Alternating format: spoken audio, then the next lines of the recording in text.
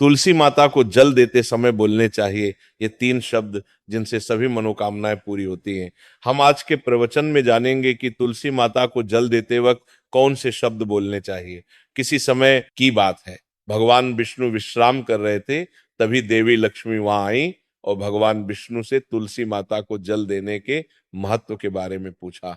भगवान विष्णु ने उन्हें तुलसी माता को जल देने के महत्व को विस्तार से बताया। तब देवी लक्ष्मी ने कहा, हे स्वामी, आपने मुझे तुलसी माता के महत्व के बारे में बताया, लेकिन अब मैं ये जानना चाहती हूँ कि तुलसी माता को जल कैसे देना चाहिए, उनकी सेवा की सबसे श्रेष्ठ विधि क्या है, और जल देते समय कौन सा मंत्र बोलना चाहिए। भगवान विष्णु ने उत्तर दिया, प्रिया देवी, जैसा कि मैंने तुम्हें तुलसी माता के महत्व के बारे में बताया, उसी प्रकार तुलसी माता को जल देते समय बोला जाने वाला मंत्र भी बहुत महत्वपूर्ण है। ये मंत्र 3 शब्दों का है, लेकिन इसका प्रभाव अत्यंत शुभ और कल्याणकारी है। जो भी रोज तुलसी माता को जल देते समय इन 3 शब्दों का उच्चारण करेगा, उसके घर में मां लक्ष्मी का वास होगा, उसकी दरिद्रता समाप्त हो जाएगी और उसे अपार धन धान्य की प्राप्ति होगी। मंत्र के महत्व को बताते हुए भगवान विष्णु ने कहा, इस मंत्र का महत्व सुनने से ही मनुष्य के सभी पाप नष्ट हो जाते, उसे हजारों वर्षों तक तुलसी माता को जल देने के पुण्य का फल मिलता है। फिर भगवान विष्णु ने देवी लक्ष्मी को एक कथा सुनाई। उन्होंने कहा, दक्षिण दिशा में यम नगरी नामक एक नगर था, जहां रमेश नामक एक ब्राह्मण रहता था। वह अत्यंत पापी और गलत कामों में लिप्त व्यक्ति था। जन्म से ब्राह्मण होते हुए भी वह धार्मिक कार्यों से दूर रहता था। न वह पूजा करता, न ध्यान, न जप, और न ही किसी का सत्कार करता। वह मदिरापान और मांसाहार भी करता था और हमेशा अनैतिक कार्यों में व्यस्त रहता था। और वह ब्राह्मण दिन में खेत में काम करके पत्ते बेचकर अपनी जीविका चलाता था और रात में वेश्याओं के पास जाता था। इस प्रकार उसने अनेक वर्षों तक अपना जीवन इसी पापपूर्ण तरीके से बिताया। फिर एक दिन वह दुर्बुद्धि ब्राह्मण पत्ते इकट्ठा करने के लिए एक शिष्य की वाटिका में पहुंचा और पत्ते तोड़ने लगा। तभी एक काले सर्प ने, जो काल के रूप में वहां उपस्थित था, उसे काट लिया। उसी समय उसकी मृत्यु हो गई। उसकी मृत्यु के तुरंत बाद यमराज के दूत वहां प्रकट हुए और उसकी आत्मा को लेने के लिए आए। वे उसे यमलोक ले जाने लगे। मार्ग में वह ब्राह्मण यमदूतों के सामने रोने और विलाप करने लगा। उसने कहा, हे दूतों, मुझे कहाँ ले जा रहे हो? मुझे छोड़ दो, मेरे प्राण बचा लो। लेकिन यमदूत बोले, अरे पापी ब्राह्मण, तेरे दुष्कर्मों के कारण तुझे यह दंड मिला है। अब यमराज तुझे घोर नरक में डालेंगे। यमलोक पहुंचने पर चित्रगुप्त ने उस ब्राह्मण का पूरा लेखा जोखा प्रस्तुत किया। उन्होंने कहा, हे धर्मराज, इस ब्राह्मण ने अपने पूरे जीवन में केवल पाप किए हैं, इसने कभी कोई पुण्य कार्य नहीं किया। धर्मराज ने दूतों से कहा, हे दूतों, इस घोर पापी ब्राह्मण को नरक में डाल दो, इसे अपने कर्मों का फल भोगना होगा। यमदूत उसे ब्राह्मण को नरक में ले गए और उसे भयंकर अग्नि में धकेल दिया। वह कई वर्षों तक नरक की यातनाएं सहता रहा। इसके बाद उसे अगले जन्म में बैल के रूप में जन्म मिला। बैल का शरीर पाकर उसने भारी बोझ उठाने का कार्य किया। उसका मालिक उससे दिन रात काम करवाता था। जब उसकी शक्ति समाप्त होने लगी तो मालिक ने उसे एक लंगड़े आदमी को बेच दिया। वह लंगड़ा आदमी उस बैल का उपयोग अपने बोझ उठाने के लिए करता था। बैल ने 8 वर्षों तक उसकी सेवा की। फिर एक दिन वह बैल लंगड़े आदमी को लेकर एक ऊंचे पर्वत पर चढ़ा।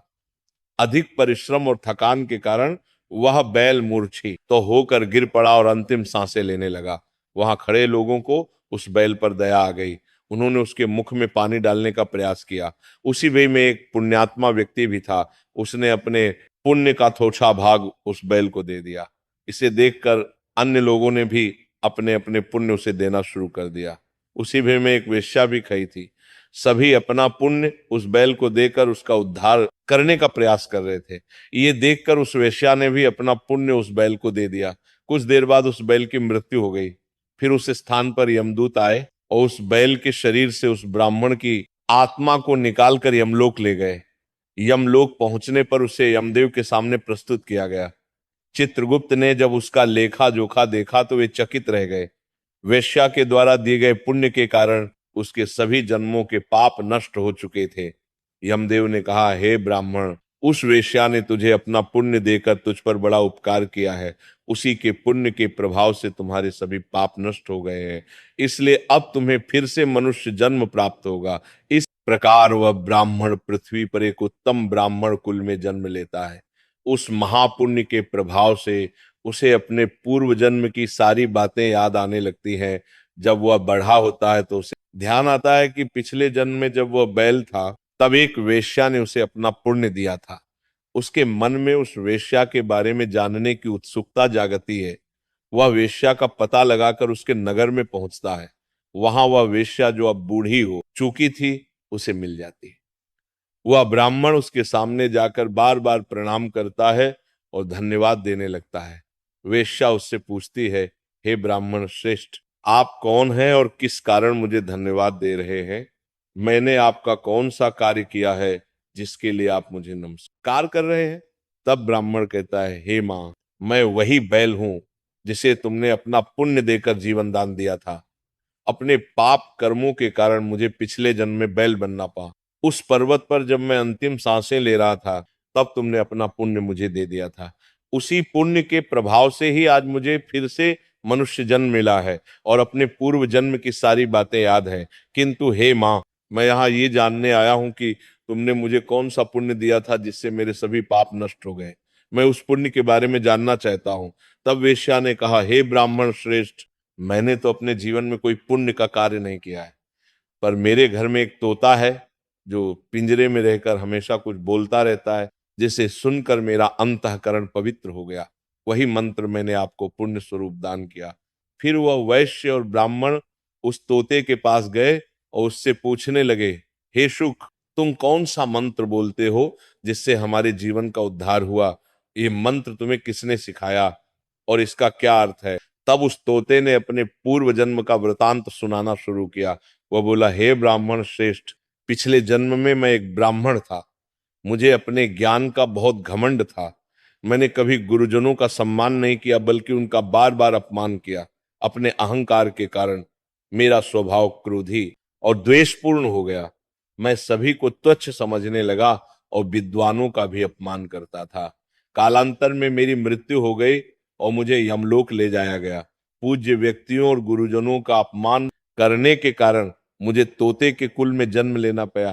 तोते के रूप में जन्म लेने के बाद छोटी अवस्था में ही मेरे माता पिता का साथ छूट गया। मैं अकेला पेड़ की डाल पर बैठकर रो रहा था। तभी कुछ मुनि उस मार्ग से जा रहे थे।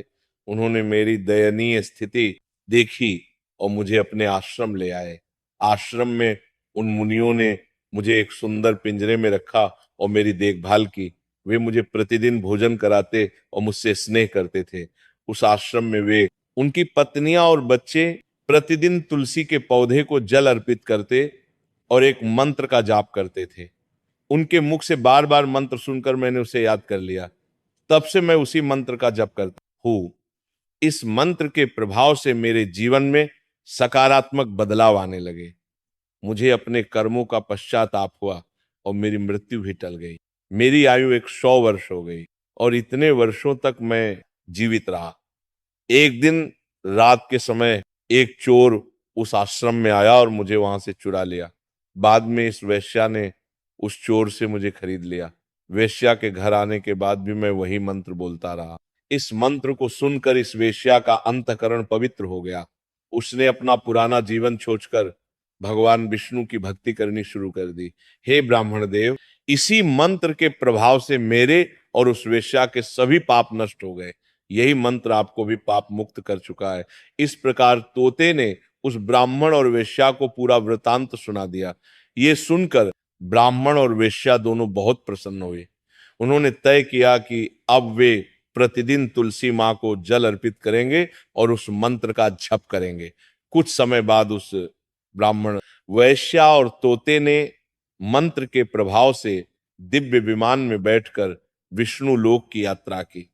भगवान विष्णु ने देवी लक्ष्मी से कहा, हे देवी, देखा आपने, केवल तुलसी मां के मंत्र के प्रभाव से उस तोते, वेश्या और ब्राह्मण के सभी पाप नष्ट हो गए।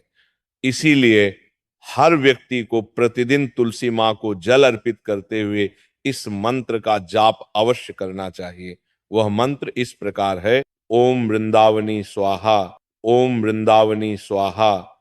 जो स्त्री प्रतिदिन तुलसी माँ के साथ माने इस मंत्र का उच्चारण करेगी वह सौभाग्यशाली बनेगी।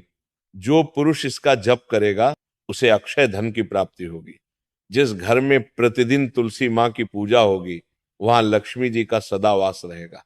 तुलसी माँ का यह मंत्र फलदायी और सिद्धियों को प्रदान करने वाला है। स्त्रियों को स्नान के बाद बाल बांधकर मांग में सिंदूर लगाकर तुलसी माँ को जल चढ़ाना चाहिए। साथ ही तुलसी माँ की परिक्रमा करनी चाहिए।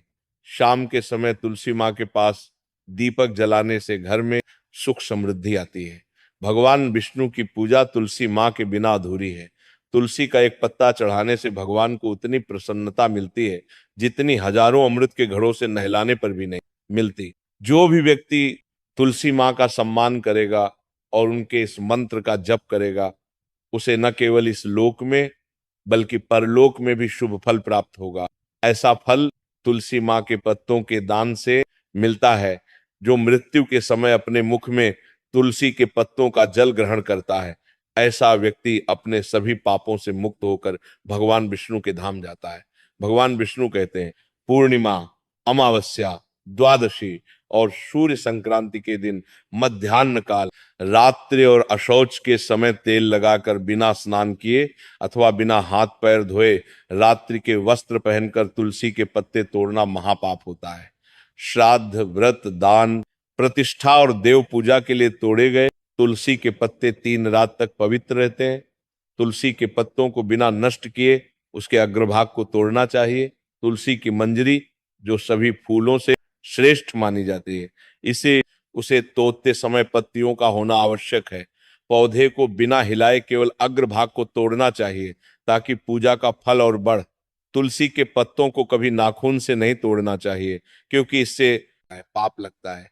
रात्रि के समय तुलसी के पौधे को छूना या उसके पत्ते तोड़ना अशुभ माना जाता है क्योंकि रात्रि में वह निद्रा अवस्था में होती है।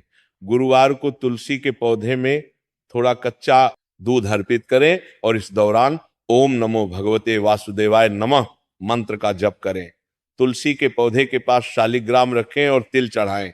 शालिग्राम पर तुलसी के पत्ते रखकर चंदन का तिलक करें। अगर कोई महिला मासिक धर्म में है तो तुलसी की पूजा से बचें क्योंकि इस समय तुलसी को छूना पाप होता है जिससे महिला की दुर्गति हो सकती है। इस प्रकार भगवान विष्णु ने देवी लक्ष्मी को तुलसी के जल देने के मंत्र का महत्व बताया और आप भी हर रोज ऐसे ही हमारे प्रवचन सुनने के लिए चैनल को सब्सक्राइब करें। बोलो राधे राधे।